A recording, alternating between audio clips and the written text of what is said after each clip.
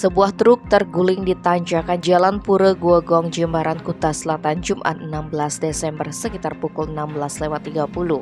Akibatnya satu orang meninggal dunia dan 3 orang terluka.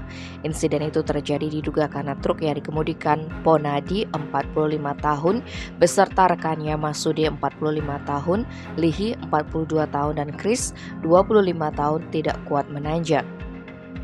Apes keempat pria asal desa Macan Putih, Banyuwangi tersebut tergencet badan truk. Kepala Seksi Operasi Kantor Pencarian dan Pertolongan Denpasar, AA Alit Supartane menjelaskan pihaknya mengerahkan 9 orang personil untuk mengevakuasi korban yang terjepit. Tim SAR gabungan yang terdiri dari Basarnas Bali, Polsek Kuta Selatan berhasil mengevakuasi korban pada pukul 17.25. Naas nyawa Ponadi tak bisa diselamatkan, sementara 3 rekannya menderita luka-luka. Selanjutnya mereka dibawa ke RSUP Prop Ngurah. Tim Bali Express melaporkan.